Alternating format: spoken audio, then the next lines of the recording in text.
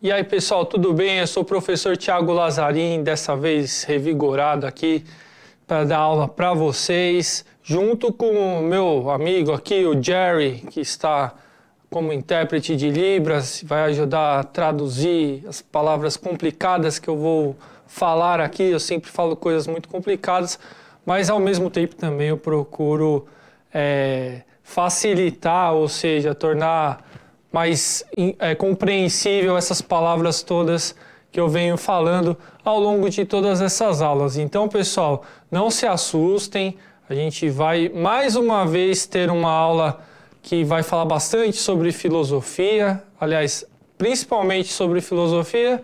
Para que exatamente? Para a gente pensar na questão que tem a relação entre as ciências humanas, né? E as ciências exatas, as ciências da natureza, que é justamente o sentido desse componente curricular, né? Que é de razão e sociedade, como vocês podem ver aí no GC. Então a nossa tarefa ela não é fácil, né? Porque imagina só, como que a gente vai encontrar aquele denominador comum, aquele fio que faz a gente pensar uma coisa e outra, né? Ou seja, matemática, física e etc. E, ao mesmo tempo, as questões sociais, as questões existenciais, espirituais, que estão encerradas na filosofia, na sociologia, em outras disciplinas, né? Se é que existe esse denominador comum, se é que existe realmente esse ponto de convergência entre matérias, disciplinas tão distantes, né? É difícil, né? Eu mesmo como estudante que fui, sei disso, era difícil ligar uma chave, né, que fosse a mesma para, por exemplo, ver uma aula de história, ver uma aula de geografia e daí de repente eu tô lá assistindo uma aula de matemática, de física, e às vezes até tem assim uma relação com a outra, principalmente nas aulas de física, né? E isso eu tentei demonstrar também em algumas aulas que eu dei falando, por exemplo, da teoria da relatividade. Não que eu expliquei ela, porque eu não sei explicar essa teoria, mas falando de alguns aspectos dessas teorias, né? Então, da mecânica quântica e etc., e a física tradicional, né? Então, pessoal, vocês estão vendo que essa é uma discussão muito profunda. Estou fazendo essa longa introdução para justamente agora a gente falar sobre a questão da verdade, tá certo? O que é verdade? Porque a verdade ela serve tanto para a filosofia, né? Ou seja, e também para as ciências humanas, como esse o critério que nós também pensamos as ciências exatas, né? Então, quando a gente fala de um resultado de uma equação, ou então de um resultado de uma fórmula da física, que seja, a gente fala tal asserção, tal frase, tal afirmação, ela é verdadeira ou ela é falsa, não é? Então é esse que é o critério. O critério é a verdade ou a falsidade de uma afirmação e não outro, né? Como, por exemplo, essa é uma explicação boa, uma explicação ruim, né? Critérios como bom e mal, eles não são adequados, né? O que é adequado é a gente falar nas ideias de verdade e falsidade. E é isso que a gente vai ver hoje, tá certo, pessoal? Feita essa longa introdução, agora sim a gente vai ver quais são os nossos quadros que estão aqui atrás de mim, né, projetados, mas a gente vai dar um close. Agora, não agora, agora. Introdução. Nesta atividade desenvolveremos uma reflexão a respeito do sentido da verdade. Por que desconfiamos de algo? Essa é uma outra questão, né? Já vou comentar. De onde surge o desejo da verdade? Como obtemos ou não a certeza dela? A verdade é uma só? Para respondermos a tais indagações, nos reportaremos à tradição filosófica de alguns dos pensadores mais influentes do Ocidente e, a partir de suas proposições, atribuiremos alguns significados à palavra que ainda hoje que ainda hoje são pertinentes, as palavras, né, os significados das palavras que são pertinentes. Então vamos lá, né, pessoal? Vamos ver o que temos por aí adiante. Então é importante também apresentar o material que eu vou me basear, né? A fim de oferecer um panorama amplo sobre a questão da verdade, na atividade será utilizado o livro Iniciação à Filosofia de Marilena Chauí, que foi um dos materiais didáticos sugeridos para adoção na rede estadual em quadriênios anteriores, além do próprio material pedagógico oferecido para a rede estadual, tanto para professores quanto para estudantes. Então, eu só acho importante fazer referência ao material pedagógico que eu estou utilizando.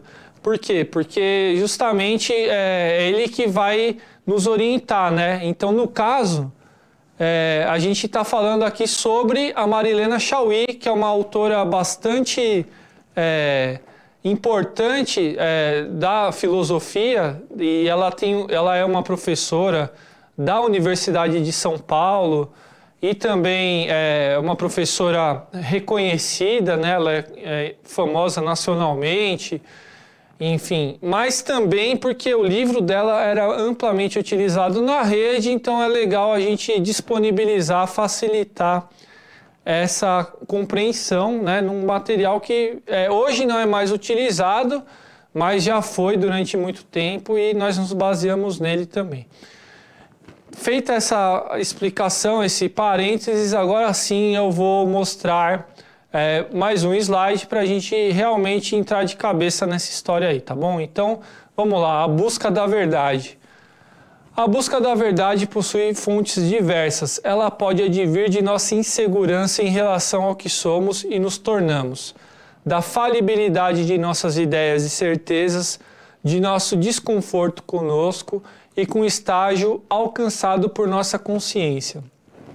Tudo isso pode se referir tanto à nossa percepção do ponto de vista psicológico, quanto ao nosso entorno e às condições econômicas, políticas e culturais em que vivemos. Então, pessoal, como vocês podem ver, esse quadro ele versa sobre justamente a fonte da nossa curiosidade. Então, tem a ver com a questão dessa inquietação que nós temos para saber sobre algo, né? Porque nós não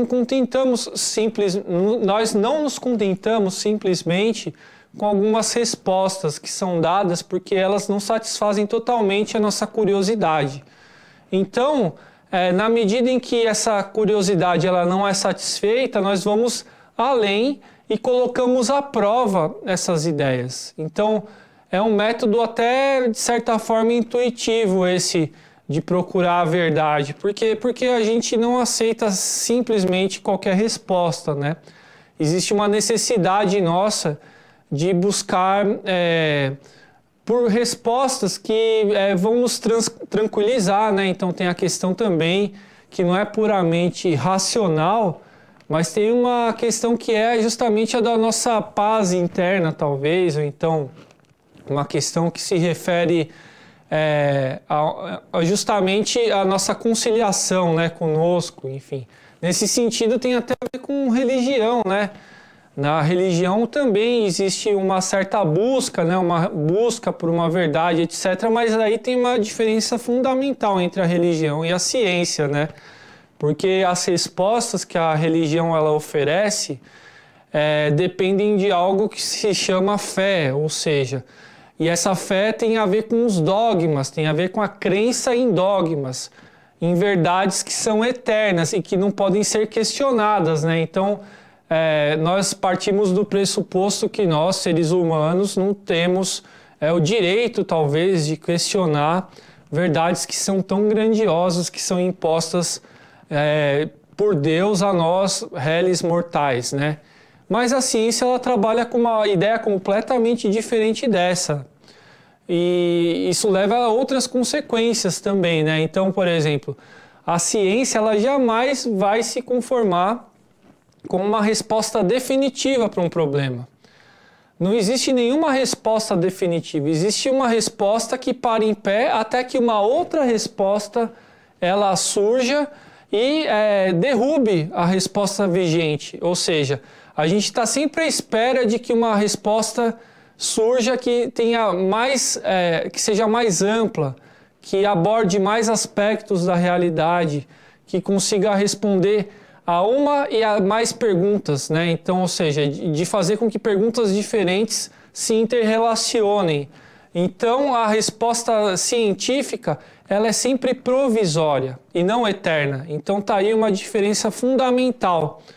E para a gente falar sobre a verdade, nós vamos ver logo mais as suas diferentes acepções, mas a questão é que para a ciência, então, a verdade ela tem um certo valor, e esse valor é justamente o de pôr à prova, né, esses problemas com os quais nós nos defrontamos, né? Então, se ela responder de uma forma muito satisfatória a algum dilema que nós estejamos passando, vivendo, então essa resposta vai ser considerada verdadeira. Mas ela é sempre uma verdade relativa, ou seja, relativa ao quê? Relativa aos critérios que nós utilizamos, as ferramentas que nós mobilizamos para responder uma determinada pergunta, né? E com um problema específico, né? Nunca a ciência ela vai tentar responder todos os problemas de uma vez só.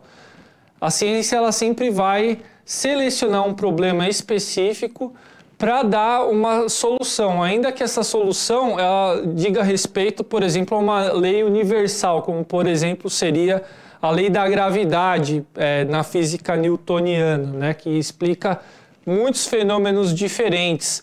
Mas a gente vai atestar como essa solução através de um caso particular, né?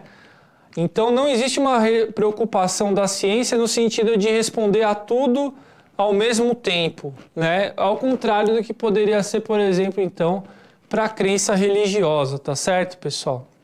Então a nossa busca pela verdade, ela pode ter sempre uma conotação que tem a ver com a religião, mas daí nesse sentido, esse nosso desejo ele é satisfeito por uma resposta que tem a ver com uma crença, com uma lei eterna que se crê que foi Deus que estabeleceu e que nós não teríamos condições, ou mesmo o direito de contrariar, né?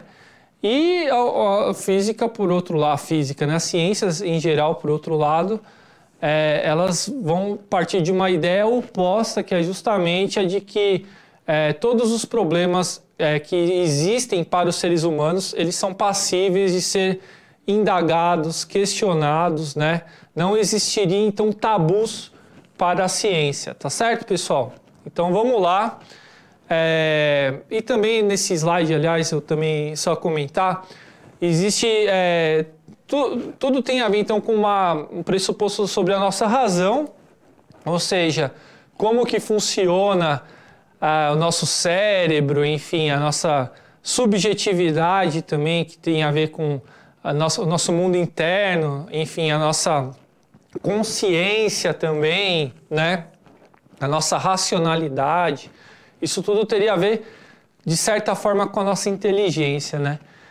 E, de outro lado, existe também, né, não, enfim, de uma forma oposta, mas de uma forma paralela, ou conjunta, melhor dizendo, haveria, então, também as questões sociais ao lado disso, né? Porque a nossa inteligência, ela existe num determinado contexto histórico, cultural, social. Então, nós vamos sempre questionar os problemas da ciência em geral, a partir do que mesmo? A partir da nossa limitação, que é as nossas condições históricas. Então, em cada momento que nós vivemos, existe um certo limite da tecnologia, daquilo que é possível enxergar com os instrumentos tecnológicos que nós dispomos, etc. Ou com uma determinada compreensão da realidade, né? Que conforme, por exemplo, nós avançamos no conhecimento, nós temos outros instrumentos, outras ferramentas, como, por exemplo, esse satélite que foi lançado em órbita para muito longe, que é o James Webb, né, que vocês devem conhecer, já devem ter ouvido falar, que consegue ter um panorama, né, tirar uma fotografia do universo que outros satélites anteriores, como o Hubble, por exemplo, não conseguia, né? Então, na medida em que, por exemplo, esse satélite ele consegue enxergar galáxias que antes estavam ocultas para nós, limites, ultrapassar os limites que antes não eram possíveis de serem enxergados, né? Então, buracos negros, essas coisas todas, isso tudo também amplia a nossa imaginação, a nossa possibilidade de colocar problemas também para a ciência, né? Então, isso tem a ver com um estágio de desenvolvimento histórico, tecnológico, cultural, e tudo isso também dentro de um contexto político, né? Ou seja, dentro de uma certa relação de forças estabelecidas na sociedade. Se nós vivemos num país que é mais favorável ao incentivo da ciência, da cultura e etc., né? Só um exemplo para vocês, isso é mais provável que a gente consiga desenvolver essas ferramentas, esses instrumentos. Se nós vivemos em um país que é mais hostil a esses mesmos investimentos, essas mesmas preocupações, as preocupações são outras e não essas, por exemplo, de incentivo à ciência, daí é obviamente que nós vamos ter um outro olhar sobre a realidade, né? Então a gente vai ter acesso a um campo de verdade mais limitado também. Beleza, pessoal? Vamos passar então o próximo slide. A criança. Bom, um dos exemplos utilizados por Marilena Chauí é o da experiência que temos na infância. Ora, criamos um mundo de fantasia no qual nos refugiamos, não só para nos divertir e brincar, mas também para escapar das frustrações que sofremos. Ora, passamos a duvidar das palavras dos adultos e nos sentimos inferiores ou ludibriados por eles na medida em que não satisfazemos nossos desejos. Então, né, ora passamos a duvidar das palavras dos adultos. Bom, pessoal, o que está escrito aí? Qual que é a interpretação desse texto? É justamente essa comparação entre o espírito científico com a criança, enfim, a curiosidade da criança. Porque essas separações elas são curiosas também, né? Enfim, todos nós já fomos crianças, né? Então, o cientista adulto, ele também foi criança, então não existe essencialmente uma separação nas pessoas da infância. Nós mantemos um espírito de curiosidade que parece ser inerente a nós mesmos, a nossa humanidade. Então, a nossa curiosidade, ela sempre diz respeito também às nossas necessidades. Então, a criança que vai duvidar da palavra do adulto é aquela criança que em algum momento se sentiu frustrada porque justamente se sentiu ludibriada, enganada, né? E justamente a sua vontade não foi satisfeita num determinado momento, né?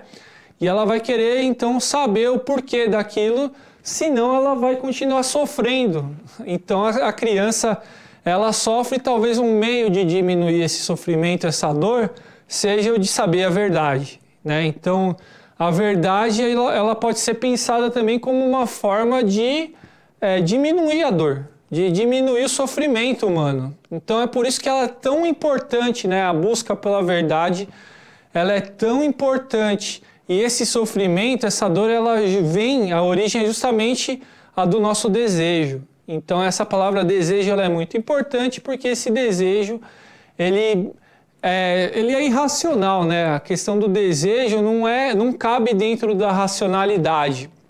Mas, por uma incrível coincidência, é a razão mesma, né? Que difere do desejo, que vai proporcionar esse mesmo desejo uma espécie de consolo, né? Uma espécie de satisfação, né? Para pelo menos atenuar esse sofrimento. Porque o nosso sofrimento ele é bastante grande, ele não se encerra definitivamente. Nós que estamos vivos sabemos muito bem disso. Então o nosso sofrimento ele continua a existir, mas ele sempre muda de forma também. Na medida em que o nosso conhecimento sobre as causas ou a origem dessa dor, ela vai se transformando. Então, por essa questão que transcende até, enfim, a nossa razão, é que nós também procuramos a verdade, né? O que é a verdade sobre as coisas. Tá certo, pessoal? Então, tá aí a nossa semelhança com as crianças, porque todos nós também ainda somos crianças, né? Não dá para a gente se separar completamente disso, embora também, enfim, nós não sejamos apenas crianças, né? Nós justamente temos essa vida, nós vivemos as fases todas da vida, e nós amadurecemos. Isso é uma conquista, isso é positivo, né? E talvez seja extremamente ruim, né, para nós a gente permanecer numa primeira infância. Quem diria isso? Até os psicanalistas, Freud, né, eles dizem que as causas principais do sofrimento têm a ver, de certa forma, com a incapacidade do sujeito de se libertar desses traumas, desse sofrimento, dessas dores que não foram elaboradas desde a primeira infância, né? Então, conforme nós nos desenvolvemos enquanto seres humanos, essas frustrações, essas angústias, esses medos, todos eles vão sendo elaborados, e essa criança ela vai amadurecendo e deixando de sofrer. Mas na medida em que ela não consegue se libertar desse sofrimento e vai arrastando isso para a idade adulta, o que acontece? Os adultos mesmos que não se livraram desses fantasmas aí da infância, eles vão repetir sempre essa dor, né? Mas de uma outra forma, né? De uma forma neurótica, de uma forma, enfim, a transpor, ou melhor, né? A perverter, né? Essa ideia de perversão também, a perverter essa dor para um outro canal, né? Então vão se desenvolvendo neuroses e até problemas muito mais graves entre os adultos que não elaboraram seus problemas na infância. E talvez esses problemas eles não tenham sido elaborados justamente pela incapacidade dessa pessoa de lidar com a verdade, né? De lidar com a verdade da vida, né? Enfim, ela não consegue mais sustentar o seu desejo com essas mentiras, né? Então, justamente quando a pessoa ela consegue evoluir, né? Ou evoluir é uma palavra ruim, mas elaborar os seus problemas, essa pessoa ela vai justamente lidar com esse sofrimento e assumir esse sofrimento como uma parte da vida dela também, né? E não negar esse sofrimento que seria algo da ordem da infância mal elaborada, né? Então, pessoal, vamos ver então as atitudes aqui agora nesse slide. Esses comportamentos das crianças representam dois tipos de atitudes possíveis em relação à verdade. A fuga em relação a ela, tá aí o exemplo que eu estava dando, ou o seu enfrentamento. Esta segunda atitude representa o salto em direção ao vazio que o filósofo efetua para a verdade. É possível que sua descoberta não seja agradável, mas concebe como necessária a busca pela verdade para atingir outro nível de consciência, e por isso se vale da coragem como em uma aposta. Então, pessoal, tá aí uma ideia também bastante poderosa, que é a seguinte: justamente essa aposta que se faz para confrontar a verdade, para confrontar um problema e doa quem doer, né? Ou seja, a resposta, você vai em busca da resposta, ela pode contrariar suas crenças, os seus valores, etc. É isso que se refere a essa ideia de salto que o filósofo efetua para o vazio, né? Talvez com a resposta que ele vai obter, todo aquele mundo que ele nutria, que ele cultivava, ele desmorone, né? Então, aquela terra, aquele porto seguro no qual a gente se agarrava, ele deixa de existir, e esse é um salto, né, em direção à verdade. Como acontece, por exemplo, na infância também. Daí vale mais uma vez essa comparação, essa analogia com a infância, porque existem crianças que se desenvolvem em diferentes ritmos e até aí tudo bem, né? Mas eu só vou dar um exemplo tosco, né, bem grosseiro para ilustrar essa ideia, que seria justamente essa ideia da criança que é agarrada à mãe, que não consegue sair da barra da saia da mãe. Se essa criança ela se percebe como dependente da mãe e sempre precisa ficar agarrada a ela, ela não vai se desenvolver. Então ela cria, sei lá, fantasias e etc., que justifiquem ela estar segura na barra da mãe ou do pai, que seja, né? Estou falando da mãe, mas pode ser do pai, pode ser de qualquer pessoa. Mas em algum momento da vida dela, para ela deixar de sofrer com a realidade, porque isso vai trazer danos a ela, né? Se ela não se libertar desse estágio, dessa fase, essa criança vai sofrer mais ainda, né? Ela vai sofrer tanto que a vida vai confrontar ela, né? A mãe dela em algum momento ou o pai dela vão adoecer ou até mesmo vir a falecer, né? Que é um final que todos nós teremos, inclusive, né?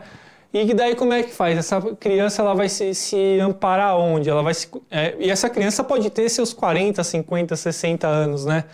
Então, onde que essa pessoa ela vai se ancorar?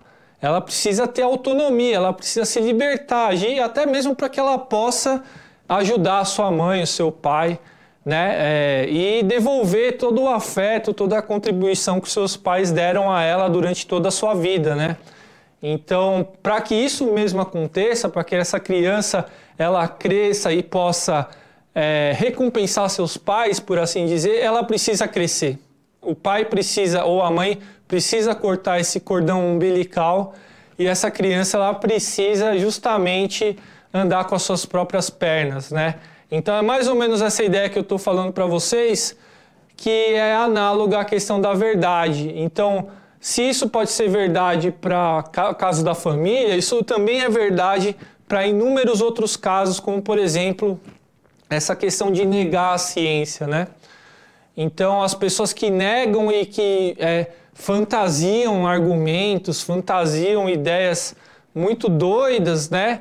Para negar um fato que um conjunto de cientistas ao longo da história comprovaram, um conjunto comprovou, né?